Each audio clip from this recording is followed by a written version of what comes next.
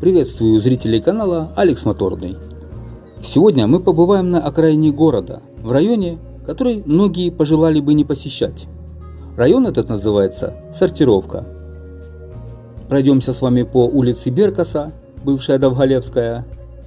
Посмотрим, как живет современная Сортировка, и увидим ряд достопримечательностей.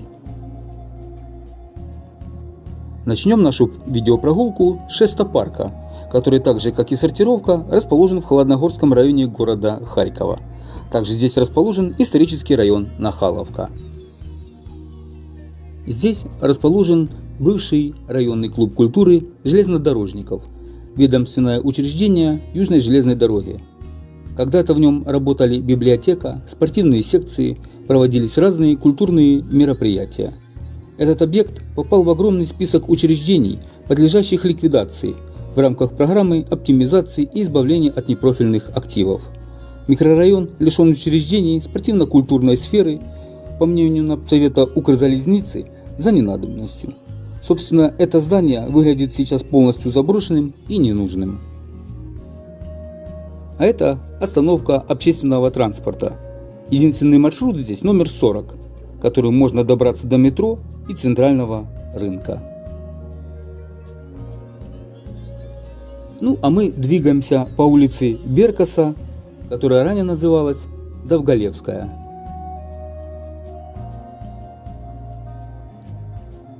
Район Сортировка ассоциируется у харьковчан прежде всего с железной дорогой.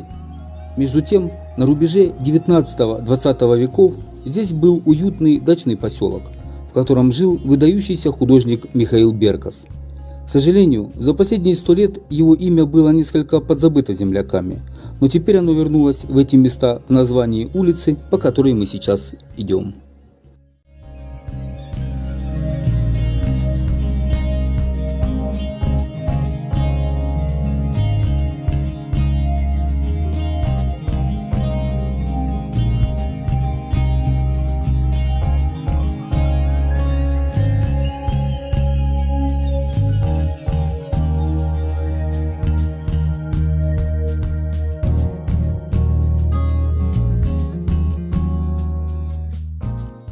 Строго говоря, при жизни Михаила Беркаса данной улицы еще не существовало. Она возникла в 1930-х годах при строительстве поселка Северный Пост рядом с бывшей центральной частью Слободы Малая Даниловка. До 2016 года улица называлась Довголевской в честь советского государственного деятеля Валериана Довголевского. Валериан Довголевский умер в 1934 году от рака в одной из клиник под Парижем. Его прах был доставлен в Москву и захоронен в Кремлевской стене. В 2016 году улица попала под декоммунизацию и переименована на Беркаса. Сам Михаил Беркас не был коренным слобожанином, но входил в четверку выдающихся харьковских пейзажистов конца 19-го, начала 20-го столетий. Грек по происхождению, он родился и получил начальное художественное образование в Одессе, а впоследствии учился в Петербургской академии художеств. Беркас окончил академию с золотой медалью, что дало ему право в течение 4 лет путешествовать за казенный счет по Европе. Кстати, родился Беркас 3 сентября 1861 года. Во второй половине 1890-х годов Михаил Беркас переехал в Харьков. По инициативе Беркаса в 1912 году было открыто Харьковское художественное училище, где до 1917 года он был одним из ведущих преподавателей.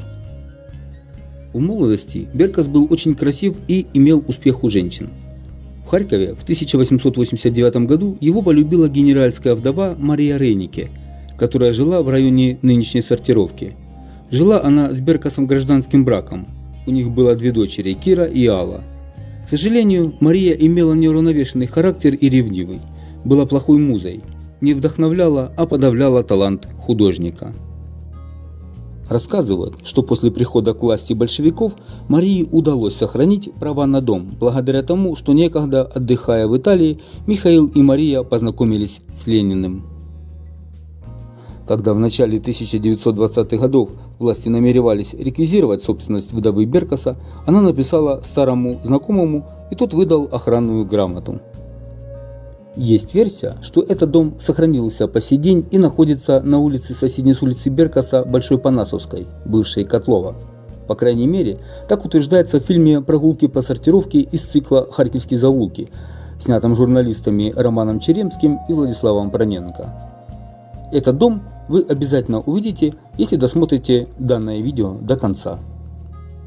Сегодня мы прогуливаемся, так сказать, центральной улицей района Сортировка, но скоро мы сюда обязательно еще вернемся, чтобы увидеть новые интересные места района. Это, конечно же, не вся Сортировка, многие достопримечательности спрятаны от человеческих глаз, но мы обязательно их еще увидим. Например, совсем скоро на канале выйдет видеосюжет про улицу Котлова. Мы прогуляемся по ней от центрального рынка и до Сортировки. Вообще, Сортировка – это микрорайон. Так вот, он еще поделен условно на более маленькие части, которые носят свои названия: Военторг, Городок, Лугопарк, частный сектор, Керам, Нахаловка, о которой я упоминал в начале видеосюжета. Сортировка имеет свой центр, две школы, старшая и младшая, одну из которых номер 69 мы сегодня еще увидим. Кстати, недавно здесь была отремонтирована дорога. И мы дошли до центра Сортировки. Несмотря на всю заброшенность и депрессивность района, а именно так он и выглядит, район развивается. Здесь есть магазины, кафе, аптеки, тренажерный зал, почта. А перед вами общеобразовательная школа номер 69, которая находится на Сортировке по адресу Каменец-Подольская улица, номер 44.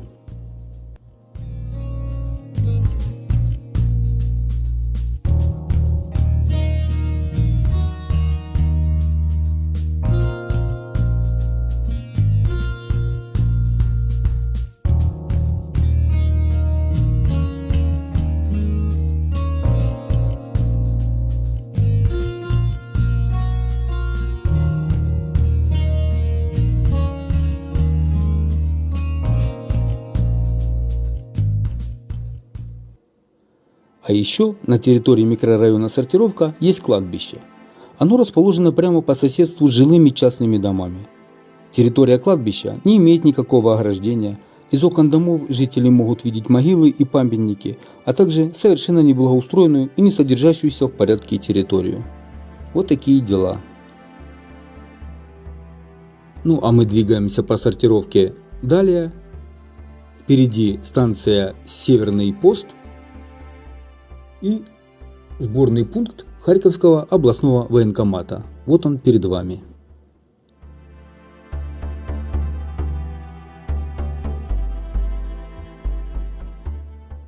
Перед вами Константино-Еленинский храм. В народе его так и называют – храм на Сортировке. Он выгодно выделяется в современном урбанистическом пейзаже данного района.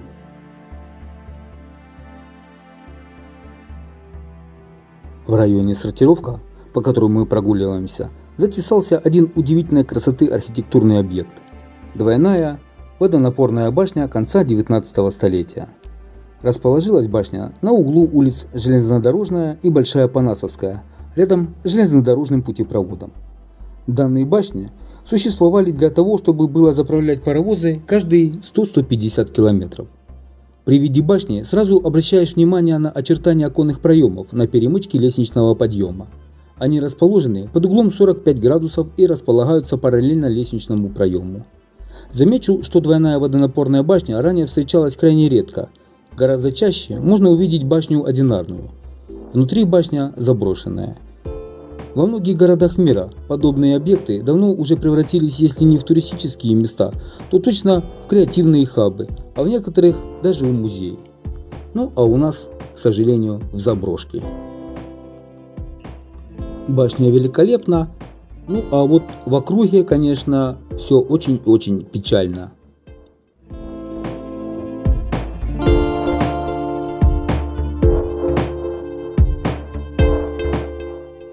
Рядом, по соседству на Сортировке, с двойной водонапорной башней находится одинарная башня, тоже на ладан дышащая.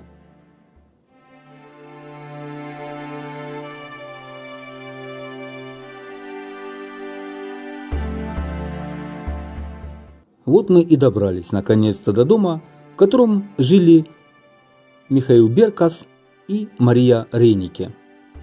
Несмотря на то, что дом обезображен аляповатой надстройкой второго этажа и современными окнами, следы старинной архитектуры в нем хорошо видны. К сожалению, в Центре охраны культурного наследия никаких данных об этом здании нет, как нет сведений и о могиле художника.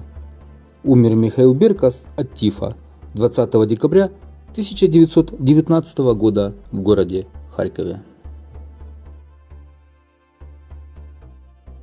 Дорогие друзья, если вам нравятся видеосюжеты на канале, подпишитесь, пожалуйста, на канал, если вы не подписаны. Нажмите обязательно колокольчик, чтобы не пропустить следующее интересное видео. Ставьте лайки на видео и оставляйте, конечно же, свои комментарии. А это вагон, на котором, по рассказам, ездил Михаил Беркас по своим делам из города Харькова.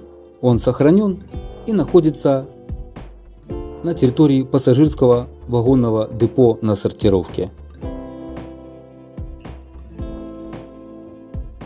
Дорогие друзья, на этом наша видеопрогулка завершается. Мы сюда еще обязательно вернемся. Благодарю вас за внимание. До скорых встреч!